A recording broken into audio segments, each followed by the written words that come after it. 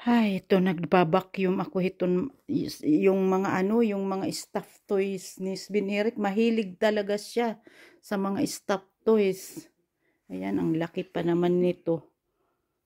Parang yung yung, ayan. Pinagtatapon ko na yung iba, hindi ko sinasabi sa kanya. Ang dami kong tinapon, yung itim na lagayan ng ng basura, ilang ganun. Kasi hindi to na bata nagtatapon dahil kahit kahit papel, basta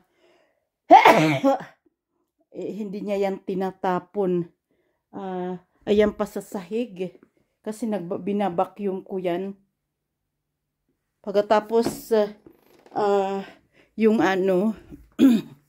dito sa kwarto niya, nag-vacuum ko na yan. Ayan. Ayan. Binakyum ko na yan. Ayan pa. Ilang plastic yan na yung tapunan ng basura na pinagtatapon ko. Hindi ko sinasabi sa kanya kasi magagalit yun sa akin. Siyempre, mula nung maliit pa siya. Pagkatapos, hindi pa naman hindi pa naman yun sabihin natin na mukhang luma o ganun. Kasi, siya, maingat siya. Dito rin, nag-vacuum rin ako dito. Ayan, mga binacuum ko na, paglagay ko na lang. Mahilig magbasa yung bata na yan, lalo na pag mga Japanese. Ang hilig niya. At saka yan, yung mga yung mga koleksyon niya. Ayun pa doon sa taas, yung sa parang Japanese yata yan, yung sa ba yan, yung parang sa TV sa Japanese. Pagkatapos may collection siya nito. Alam nyo, hindi kayo maniniwala sa ganyan, ang taas-taas ng tax na pinagbabayad niya, binayaran niya. Basta ang taas kasi mayroon ewan ko kung ilang piraso yun na 10,000, talagang 10,000 na na binayaran niya sa tax dito. Kaya nga noong yung bumili ako ng mga South Sea pearls, pinatanggal ko yan. Hindi ko pinalagay sa sa lagayan. Biro mo yung 10,000 sa kanila, depende kung magkano ang rate.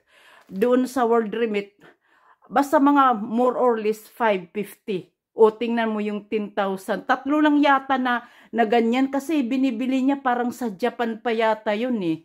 Inaano niya yung kinukulik niya. Pagkatapos ang mahal-mahal pa. Ayan yung mga kinukulik niya. Yung sa South Sea Pearls na pinagbibili ko, hindi ko pinalagay yun. Pinalagay ko lang sa plastic yun. Kasi alam kong malaki ang babayaran sa sa tax ko. Pagkatapos hindi lahat yun na sabihin natin nagbayad siya ng 10,000 na lahat yan yan, hindi. Mayroon mga 2, 3, mahigit naman 2,000, 3,000 ganun sa pera nila yun. Anuhin mo kung mahigit 2,000, nandoon na yun sa less than 15,000. Yung sa South Sea Pearls ko, hindi ko talaga pinalagay sa yung box kasi alam kong papabayarin ako ng malaki. Kaya pinalagay ko lang yun sa plastic. Ang binayaran ko noon, magkano ba yun?